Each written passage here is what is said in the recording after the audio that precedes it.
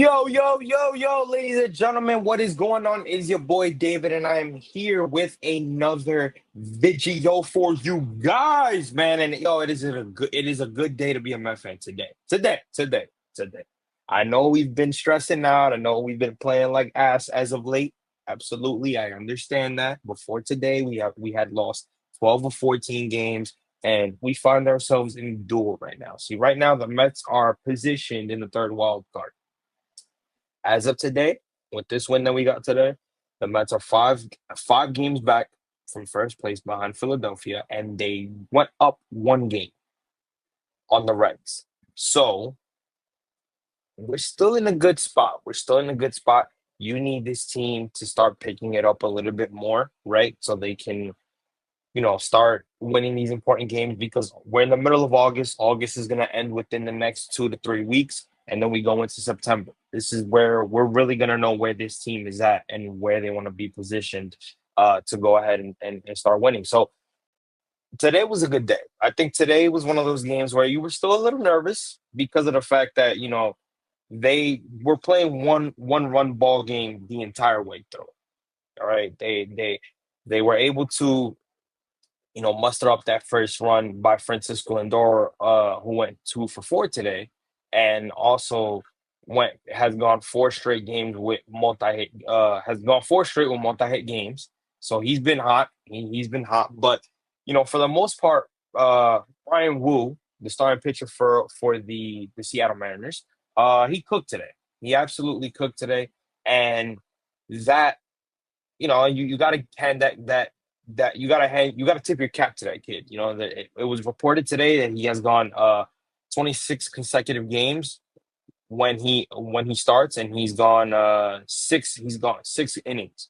So he's had 26 consecutive games where he's gone 6 innings as a starter, and he showed today how dominant he could be. But today was the debut of the young king, Nolan McLean. Nolan McLean cooked today. Now, before I get into, I was at the game today. Shout out to Queens Baseball, who was also in the building.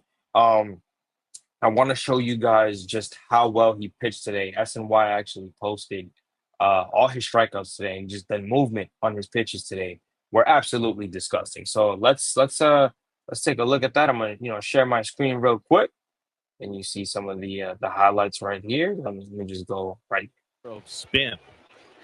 And that slider in for a call, strike 3. Nasty slider. And McLean showing off his wares, strikes out the first batter he faces in the major leagues. 2-2 to Naylor. Struck him out, got him with a curveball. But he only allowed 78 hits in 114 innings. That's really good. On the inside corner, got him looking at a changeup. First time we've seen that pitch. And McLean has his third strikeout. 1-2-3 in the second. Rosarena down on strikes for the second time. You're going to be on? Yeah, you're on right now. And a swing and a miss. Got him with the curveball. The movement on his pitches is straight nasty. And he strikes out Polanco on a curveball to end the inning. And he struck him out. Back foot curveball. 1-2 coming. Tried to dot the outside corner and got it there for strike 3. Beautiful pitch.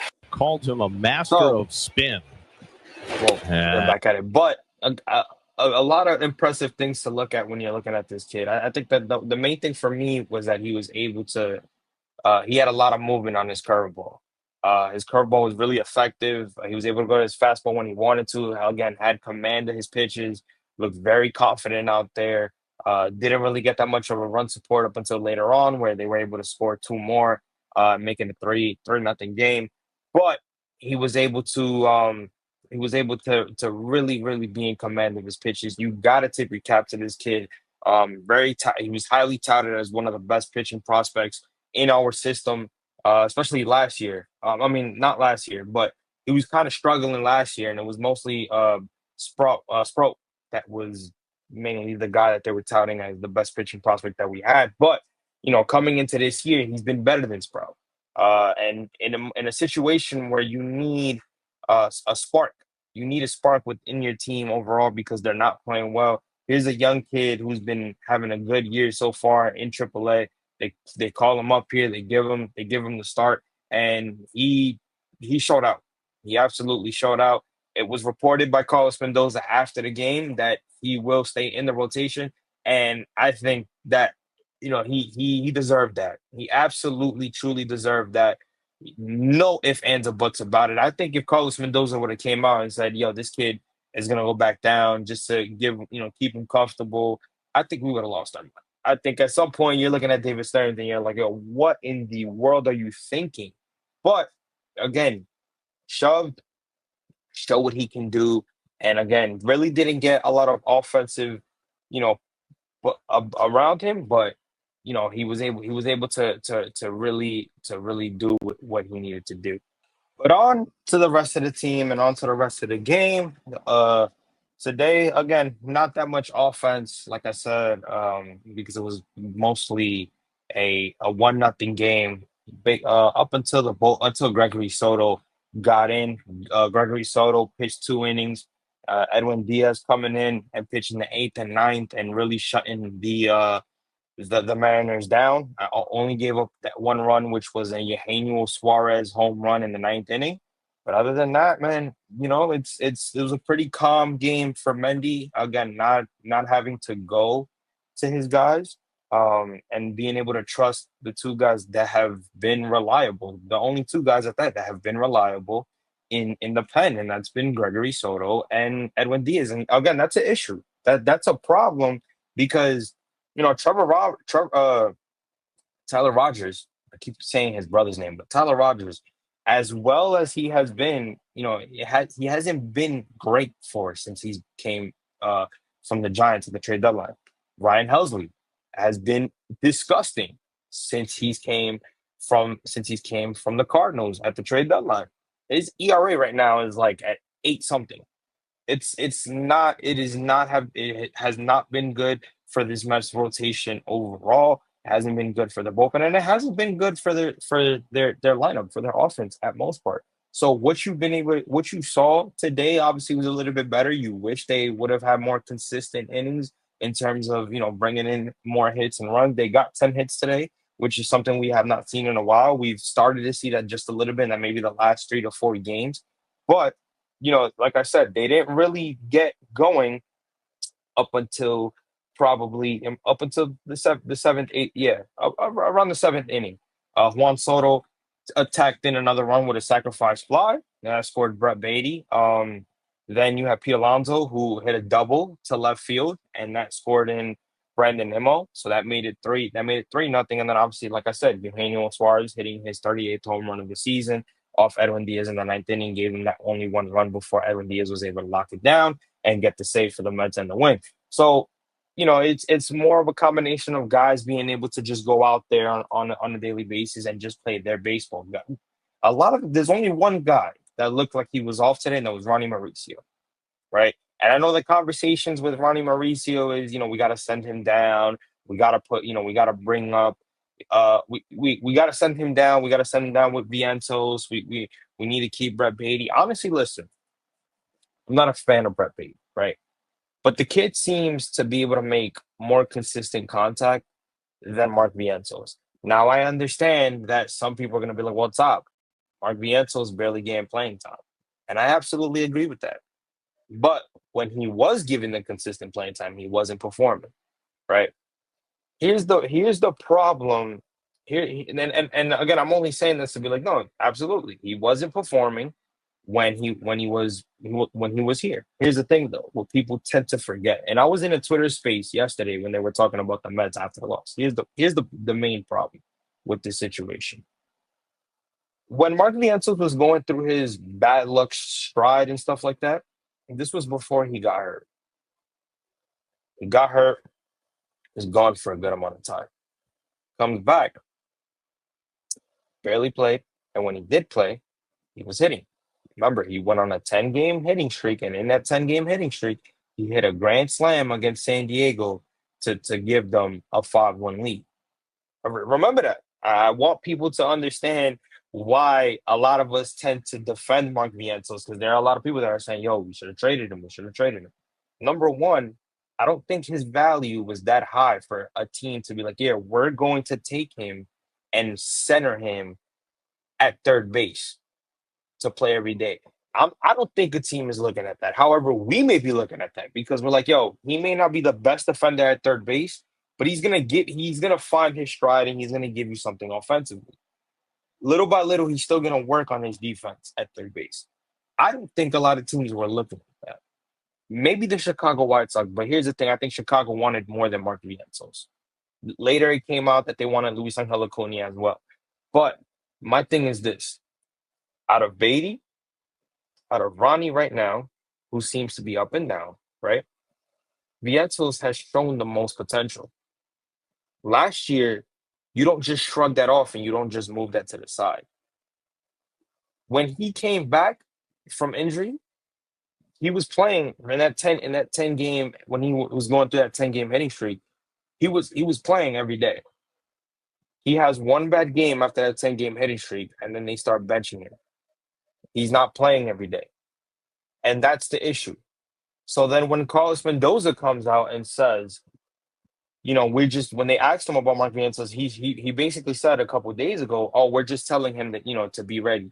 The problem is he's been told that for 3 fucking years since being called up to the majors the very first time. It's happened twice with Buck Showalter in 22 and then 23.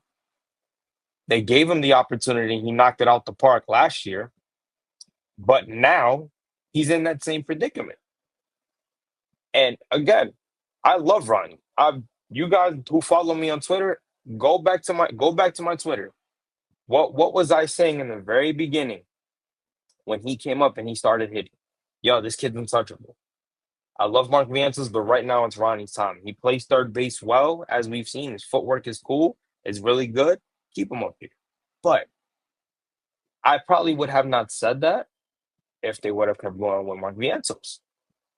You know what I'm saying? Maybe a lot of us would have not seen what Ronnie was doing if Mark Vientos was just playing consistently.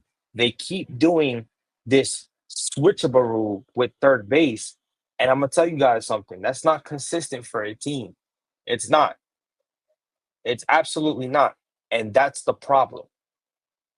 Because now what you're doing is you're messing with these kids' mentality. How are these kids gonna be great up here and get consistent time up here if you keep switching 3 guys all around? That's my problem. So when people talk about, well, he was given an opportunity and he shit the bed. Okay, that's cool. But then he got hurt and he was given an opportunity again and he was actually on a consistent role until fucking Carlos Mendoza stopped playing no more because they wanted to put in the franchise got the fan favorite Brett Beatty. And don't get me wrong, defensively, Brett Beatty is good. Hitting is still a question mark when it comes to him for me. So they got to figure that out. I don't necessarily know what David Stearns is going to do, but I'll say this: if it continues this way and this becomes a problem next year, I don't see how you look at that and say, yeah, we're going to continue the same thing. Next year has to be a situation where whoever comes out of spring training who dominates more gets that start opening day. Has to be. You cannot go in to next year with switching around three third basemen. I'll give you another thing. Cedric Mullins, they're not bringing him back. I personally believe that Jet Williams will be up here next year, unless they give him a spring training invite and he shits the bed in spring training. But I do see Jet Williams being up here. It could be this year. You never know. You never know what they could do. You never know what they could do. But I believe next year, Jet Williams will be your starting center fielder. I honestly can see it. If he's getting comfortable right now in AAA and he doesn't get called up this year, I think next year you will see Jet Williams be up here as your starting center fielder. I can see that. I honestly can see that. So how they make these decisions, how they make it work, it's going to be interesting. Talking about Nolan McLean going into the rotation, how this rotation is going to work, I don't know. Will they bring back Griffin Canning, who's on a 1-year deal, based on how solid he's been before he got hurt? What's going to happen with Sean Manaea? Are we going to see a consistent Sean Manaea? What's going to happen with Paul Blackburn? Are they going to keep Paul Blackburn as much as we don't want Paul Blackburn here?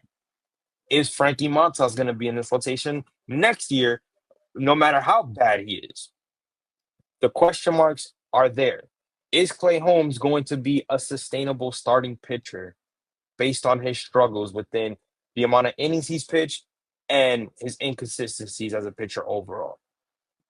Which again, I do think he will be a starter next year, not only because of the contract that he's on, but because he's already had ample time to, find his stride as a starter, regardless if he's bad or not. But we shall see. There's a lot of question marks for David Stearns to really answer, and the problem why this is such a problem is because last year you had no expectations. So last year you could go in there and make these small market moves because the expectations weren't there, and they weren't, and they worked.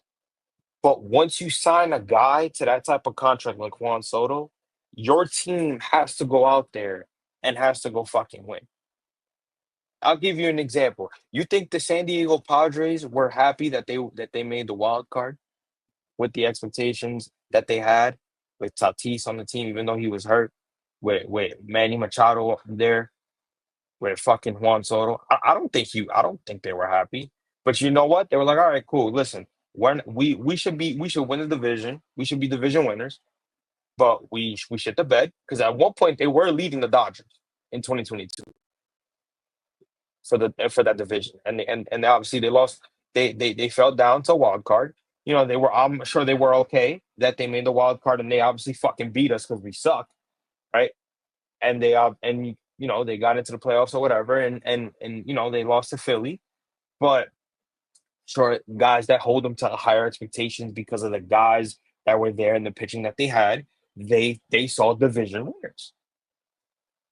Same here. This team, the expectations that I had for this team going into this season was division winners. And so far for the past 2 months, we have not played like that. So, however, this season ends for us. Next year, you have to be more aggressive with this rotation, with this bullpen, and you got to make better decisions because bringing in retreads like that don't always work. And that's where David Stearns gets held accountable. Not Steve Cohen. Steve Cohen is letting David Stearns do what he needs to do to make this team better. And that's why a lot of my friends are like, listen, maybe he needs a GM in there to kind of, put their foot down and just be like, listen, this could work. This method that you're doing will not. But if we at least give money to this certain pitcher, it could work. It could help this rotation because he's doing a lot of things that the guys in your old rotation last year aren't doing. And it starts with Nolan McLean. It does. If Nolan McLean can consistently pitch like he did today, you don't have to worry about bringing other guys up. You don't have to worry about he fills a gap in already. So does David Peterson. And if Clay Holmes is here for 2 more years, so does Clay Holmes at certain times. Maybe Griffin Canning comes back on a 1-year deal again and does exactly what he was doing before he got hurt this year and is even better. And that's just me. That's just me saying maybe. That's not saying that could happen, but maybe that's what it is. So we'll see how it goes. Again, they got another one in against Seattle. They have a chance to win the series, but they're not playing here. They're obviously doing it. They're playing in the Little League Classic games in Williamsport, Pennsylvania. But like I said, they have they have this series, and then they gotta go. Then they gotta go to Washington for three, and then Atlanta for three, and then they come back to play Philly for three at home, and then Miami at home before they go on a long road trip to start September. And it's gonna be this is where the schedule. This is honestly where the schedule is a test for the Mets. Let's just break down September schedule. You got three against Detroit, three against Cincinnati, who's chasing them right now. Four against Philly at Philly. Then we come home to play three against Texas. Texas is playing better baseball, and they're trying to get a wild card. Then they got three against San Diego here. We already know how good San Diego's been playing. 3 against Washington, then they go to Chicago for 3, and then Miami for 3, and then their season is done. It's their schedule does not get any easier, and they have to win games. But it's like I said, it's a I've always said it, it's a collective thing. It's a collective thing from the offense, it's a collective thing from the rotation. Guys on the field playing good defense, it's a collective thing, and I hate to give the organizational type of answer, but that's what it takes because we've seen the inconsistencies all around. That's the problem. So today is a perfect game that they've won to start that consistency, to start that streak of winning, because you need to start winning at an important time. So there's a lot of fans that don't think that this team has it. They already called their season done, but this team is still in the wild card. This team can still make the playoffs as bad as they've been playing, and it starts today. And it takes a fresh young arm for the rest of the guys in on this team to get motivated, to get ready, to be like, yo, this kid helped us tonight. Let's fucking go. Let's win it for this kid. And let's start winning. Not only for this kid, but for the rest of the guys that try to keep us in games. So we'll see. But again, Nolan McLean with a beautiful debut, going five innings, collecting 8 strikeouts, giving up only 4 walks and 2 hits. Beautiful, beautiful day. Again, the offense collecting 10 hits. They were 3 for 10 with runners in scoring position, but 10 hits, 3 runs. You got a 2 for 4 day from Francisco Lindor, who continues to be hot.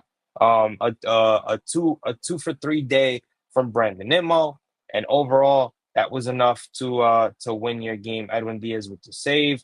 Gregory Soto and Edwin Diaz, the only 2 guys coming from the bullpen to lock this game up for the Mets. And now the Mets go into tomorrow with Clay Holmes on the mound to go out there and take this serious, and finally not only take it serious, but going in there and being able to try to gain some momentum as we start approaching 2 months in of the most important games of our season. So we'll see how this works out. But beautiful win from the Mets, and they grab Nolan McLean's first major league win on the season. So let's go. Let's get it going. I appreciate you guys, man. This is your boy David with another video, and I will catch you guys on the next one.